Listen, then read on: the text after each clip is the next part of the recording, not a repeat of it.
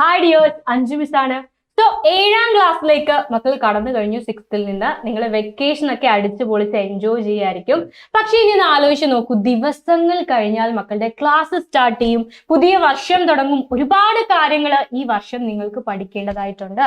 So വളരെ എളുപ്പത്തിൽ 6ാം ക്ലാസ്സിനേക്കാളും കുറച്ചും കൂടി ബുദ്ധിമുട്ടായിരിക്കും. വളരെ എളുപ്പത്തിൽ നമുക്ക് ഈ ഒരു 7ാം ക്ലാസ് കടന്നു പോകാനായിട്ട് സാധിക്കില്ല. കുറച്ചേറെ കാര്യങ്ങൾ തീർച്ചയായും പഠിക്കേണ്ടതുണ്ട്. അതൊക്കെ പഠിക്കുന്നതിന് മുൻപ് നമ്മൾ ഈ വർഷം ഒരു ടൈം ടേബിൾ സെറ്റ് ചെയ്യണം അല്ലെ. ഒരു ടൈം ടേബിൾ നിങ്ങൾക്ക് ആവശ്യമാണ് വിജയിക്കാൻ വേണ്ടി. ഈ ഒരു ടൈം ടേബിൾ ഓരോ ദിവസവും നിങ്ങൾ ഫോളോ ചെയ്യുക. ഓക്കെ, അതായത് സ്കൂളിൽ മക്കൾക്കൊരു ടൈം ടേബിൾ കാണും. ഇത് സ്കൂൾ ഓപ്പൺ ചെയ്ത് ജൂൺ 1 തൊട്ട് നിങ്ങൾക്ക് അറിയാനായിട്ട് സാധിക്കില്ല. സ്കൂളിലെ ടൈം ടേബിൾ ഓരോരോ സബ്ജക്ട്സ് കാണും. പക്ഷെ ഒരു 9 to 5 ഈ ഒരു ടൈം ആയിരിക്കും സ്കൂൾ ടൈമിൽ നിങ്ങൾക്ക് സ്പെൻഡ് ചെയ്യേണ്ടതായിട്ട് വരുന്നത്. അതിനുശേഷമുള്ള സമയം മക്കൾ വീട്ടിലായിരിക്കും ഉള്ളത്. ഈ ഓരോ ടൈമിനെയും നിങ്ങൾ എന്ത് ചെയ്യണം? കാൽക്കുലേറ്റ് ചെയ്ത് ഒരു ടൈം ടേബിൾ ആക്കി മാറ്റണം. അതായത് സൺഡേ ടു സാറ്റർഡേ നിങ്ങൾക്ക് ഒരു ടൈം ടേബിൾ ഉണ്ടായിരിക്കണം. ഓരോ സമയവും എന്തൊക്കെ കാര്യങ്ങളാണ് ചെയ്യേണ്ടത്, എത്ര സമയം പഠിക്കാനായിട്ട് സ്പെൻഡ് ചെയ്യണം, എത്ര സമയം കളിക്കാനായി സ്പെൻഡ് ചെയ്യണം, ഫുഡ് കഴിക്കാൻ എത്ര സമയം വേണം, ഉറങ്ങാൻ എത്ര സമയം വേണം, ഇങ്ങനെ ഓരോ കാര്യങ്ങളും നിങ്ങൾ ഷെഡ്യൂൾ ചെയ്ത് വെക്കണം. എന്നാൽ മാത്രമേ ഈ വർഷം നമ്മൾക്ക് അടിപൊളിയായിട്ട് മുന്നോട്ട് കൊണ്ടുപോകാനായിട്ട് സാധിക്കൂ.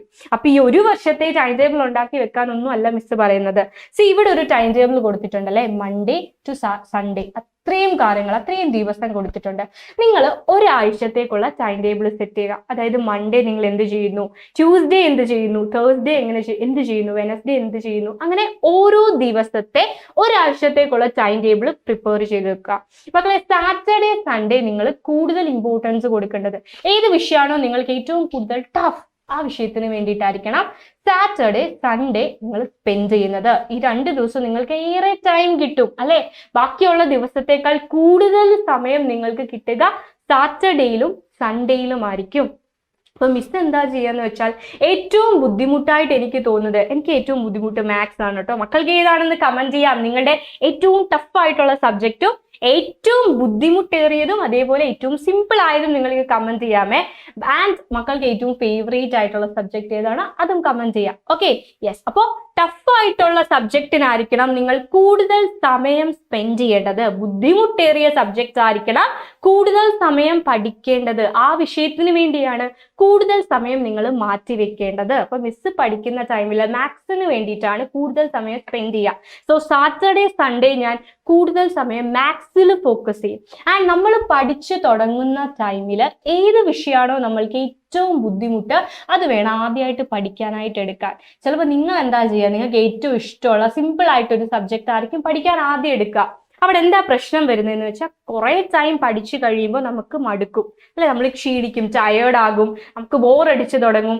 ആ ഒരു ടൈമിൽ അവസാനമായിട്ട് നിങ്ങൾ നിങ്ങളുടെ ടഫ് സബ്ജക്റ്റ് ചൂസ് ചെയ്യുകയാണെങ്കിൽ, തിരഞ്ഞെടുക്കുകയാണെങ്കിൽ അത് നിങ്ങൾക്ക് വളരെ ബുദ്ധിമുട്ടായിരിക്കും പഠിച്ചെടുക്കാൻ. പെട്ടെന്ന് ഉറക്കം വരും, അങ്ങനെ പല ബുദ്ധിമുട്ടുകൾ വരും. അതുകൊണ്ട് ഏത് വിഷയമാണോ ഏറ്റവും ടഫ്, ആ വിഷയം പഠിക്കാനായിട്ട് ആദ്യം സെലക്ട് ചെയ്യാം. പിന്നീട് എനിക്ക് പറയാനുള്ളത് ഇതേപോലത്തെ സ്റ്റിക്കി നോട്ട്സിനെ പറ്റിയിട്ടാണ്. ഇതേപോലത്തെ സ്റ്റിക്കി നോട്ട്സ് കണ്ടിട്ടില്ലേ, വോളിൽ ഒട്ടിച്ച് വെക്കുന്ന സ്റ്റിക്കി നോട്ട്സ് ആണ്. മക്കൾക്ക് വളരെ ഇമ്പോർട്ടൻ്റ് ആയിട്ട് കണക്കിന്റെ ഫോർമുലാസ്, കണക്കിൽ എന്തെങ്കിലും സൂത്ര വഴികളോ അല്ലെങ്കിൽ കണക്കിൽ ഇമ്പോർട്ടൻ്റ് ആയിട്ട് ഓർത്തിരിക്കേണ്ട എന്തെങ്കിലും ഇക്വേഷൻ, സമവാക്യങ്ങളോ ഒക്കെ ഉണ്ടെങ്കിൽ എവിടെ എഴുതി വെക്കാം? ഈ സ്റ്റിക്കി നോട്ട്സിൽ എഴുതി വെക്കാം. അതേപോലെ സയൻസിലോ സോഷ്യലിലോ ഏതെങ്കിലും ഇമ്പോർട്ടൻ്റ് ആയിട്ടുള്ള, ഇപ്പൊ സോഷ്യലിനാണെങ്കിൽ ഇമ്പോർട്ടൻ്റ് ആയിട്ടുള്ള ഇയേഴ്സ്, വർഷങ്ങൾ ഉണ്ടായിരിക്കല്ലേ, ആ വർഷങ്ങളും അതിന്റെ പ്രത്യേകതകളും ഈ സ്റ്റിക്കി നോട്ട്സിൽ നിങ്ങൾക്ക് ഒട്ടിച്ച് വെക്കാൻ പറ്റും. വോളിൽ നിങ്ങളുടെ ഭിത്തിയിൽ ഒട്ടിച്ച് വെക്കാം, നിങ്ങൾ കിടക്കുന്ന റൂമിന്റെ ഭിത്തിയിൽ ഒട്ടിച്ച് വെക്കാം. എല്ലാ ദിവസവും മക്കൾ ഇത് കാണും അല്ലെ. നിങ്ങളൊന്ന് ആലോചിച്ച് നോക്കുക, നമ്മളിപ്പോ എല്ലാ ദിവസവും സ്കൂളിൽ അസംബ്ലിയിൽ നിങ്ങൾ ദേശീയ ഗാനം ചൊല്ലാറുണ്ട്, ജനഗണമന ചൊല്ലാറുണ്ട്. അത് ആരും മക്കളെ എഴുതി പഠിപ്പിക്കേണ്ട കാര്യമില്ല, മുഴുവൻ മക്കൾക്കും അത് കാണാപ്പാഠമാണ് അല്ലെ. നമ്മൾ ചൊല്ലുന്ന പ്ലഡ്ജ്, പ്രതിജ്ഞ എല്ലാവർക്കും കാണാപ്പാടല്ലേ അല്ലെ. അതെന്തുകൊണ്ടാണ് നിങ്ങൾ അത് പഠിച്ചത്? നിങ്ങൾ എല്ലാ ദിവസവും അത് കേൾക്കുന്നു, എല്ലാ ദിവസവും കേട്ട് കേട്ട് കേട്ട് അത് നിങ്ങളുടെ മനസ്സിൽ പതിഞ്ഞു കിടക്കുകയാണ്. അതേപോലെയാണ് ഇതും. എല്ലാ ദിവസവും സ്റ്റിക്കി നോട്ട്സ് വെച്ച് നിങ്ങൾ കാണുന്ന ഒരു ഇയർ, ഒരു വർഷമായിക്കോട്ടെ അല്ലെങ്കിൽ എന്ത് കാര്യവും ആയിക്കോട്ടെ, അതെപ്പോഴും നിങ്ങളുടെ മനസ്സിൽ പതിഞ്ഞു കിടക്കും. ഇപ്പൊ സോഷ്യൽ ആണെങ്കിൽ നിങ്ങൾക്ക് ഏതെങ്കിലും വർഷങ്ങൾ എഴുതി വെക്കാനായിട്ട് സാധിക്കും. അല്ലെങ്കിൽ സയൻസിലാണെങ്കിൽ ഏതെങ്കിലും സയന്റിസ്റ്റ്, ശാസ്ത്രജ്ഞന്മാരുടെ പേരുകളായിരിക്കാം, അങ്ങനെ എന്തെങ്കിലും. മാത്സിലാണെങ്കിൽ ഇക്വേഷൻ, സമവാക്യങ്ങളായിരിക്കാം. സ്റ്റിക്കി നോട്ട്സിൽ എഴുതുക. അതേപോലെ പ്രധാനപ്പെട്ട ഒരു കാര്യമുണ്ട്, മക്കൾക്കൊരു ഡ്രീം ഉണ്ടാവില്ലേ, ഡോക്ടർ ആവണമെന്നാകും, എഞ്ചിനീയർ ആവണമെന്നാകും, അക്കൗണ്ടന്റ് ആവണമെന്നാകും, അല്ലെ, പൈലറ്റോ, പോലീസ്, ടീച്ചർ, ഇതൊക്കെ ആയിരിക്കും നിങ്ങളുടെ ആഗ്രഹങ്ങൾ, സ്വപ്നങ്ങൾ. നിങ്ങളുടെ സ്വപ്നം എന്താണോ അതും നിങ്ങൾക്ക് ഈ സ്റ്റിക്കി നോട്ടിൽ എഴുതി വെക്കാം. എല്ലാ ദിവസവും എൻ്റെ സ്വപ്നം ഇതാണ്, ഞാൻ എത്തിച്ചേരേണ്ട ഗോൾ ഇതാണ്, ലക്ഷ്യം ഇതാണ് എന്ന് കണ്ടുകൊണ്ട് ഉണരുന്ന ടൈമില് അതിലെത്തണം എന്നൊരു ചിന്ത നിങ്ങളുടെ മനസ്സിലേക്ക് വരും. ഓക്കെ അല്ലേ? സോ നിങ്ങളുടെ ലക്ഷ്യങ്ങൾ സ്റ്റിക്കി നോട്ട്സിൽ എഴുതി നിങ്ങൾക്ക് നിങ്ങളുടെ റൂമിൽ ഒട്ടിക്കാവുന്നതാണ്. അതേപോലെ തന്നെ ഒരു കാര്യം കൂടി ചെയ്യാം, കോട്സ്. അതായത് നമ്മൾക്ക് ചില സമയത്ത് പഠിക്കുന്ന ടൈമിൽ ബോറടിക്കാം, അല്ലെങ്കിൽ മടിക്കാമോ, പഠിച്ചിട്ടൊന്നും കാര്യമില്ല, ഒന്നും തലയിൽ കയറുന്നില്ല എന്നൊക്കെ തോന്നാം. അങ്ങനെ നിരുത്സാഹപ്പെടുന്ന ഒരു ടൈമിൽ, അല്ലെങ്കിൽ തോൽക്കാം എന്ന് തോന്നുന്ന ടൈമിൽ മോട്ടിവേഷൻ നൽകുന്ന കോട്സ് ഉണ്ടല്ലേ, നല്ല നല്ല വാക്യങ്ങൾ, വലിയ വലിയ ആളുകൾ പറഞ്ഞ വാക്യങ്ങൾ, അങ്ങനത്തെ എന്തെങ്കിലും കോട്സ് നിങ്ങൾക്ക് സ്റ്റിക്കി നോട്ട്സിൽ ഒട്ടിച്ച് നിങ്ങളുടെ റൂമിൽ പതിപ്പിക്കാവുന്നതാണ്. നമ്മൾക്ക് ഊർജം പകരുന്ന, എനർജി തരുന്ന മഹത് വചനങ്ങൾ. അത് കാണുമ്പോൾ, പോസിറ്റീവ് ആയിട്ടുള്ള വചനങ്ങൾ കാണുമ്പോഴും നിങ്ങൾക്ക് മോട്ടിവേറ്റഡ് ആവും, അല്ലെ, നിങ്ങൾ മോട്ടിവേറ്റഡ് ആകും. എന്തെങ്കിലും മനസ്സ് തളർന്നിരിക്കുകയാണെങ്കിൽ തീർച്ചയായിട്ടും മോട്ടിവേറ്റഡ് ആകും. സോ ഇത്രയും കാര്യങ്ങൾ ഈ വർഷത്തേക്ക് വേണ്ടി ഒന്ന് ചെയ്യുക. ഓരോ ആഴ്ചയും എന്ത് ചെയ്യുക, ആ ആഴ്ചത്തേക്കുള്ള ടൈം ടേബിൾ സെറ്റ് ചെയ്യുക. പഠിക്കാനായിട്ട് ഇത്രയും അവേഴ്സ് നിങ്ങൾ കൺസ്യൂം ചെയ്ത് വെക്കുക. ഇത്രയും അവർ എന്തൊക്കെ വന്നാലും ഞാൻ പഠിച്ചിരിക്കും. ഓക്കെ, എല്ലാം പഠിക്കണം. ആൻഡ് സാറ്റർഡേ സൺഡേസിൽ ചെയ്യേണ്ടത് എന്താണെന്ന് വെച്ചാൽ ആ ആഴ്ച പഠിച്ച മുഴുവൻ കാര്യങ്ങളും റിവൈസ് ചെയ്യുക. വീണ്ടും വീണ്ടും വീണ്ടും റിവൈസ് ചെയ്ത് പഠിക്കുക.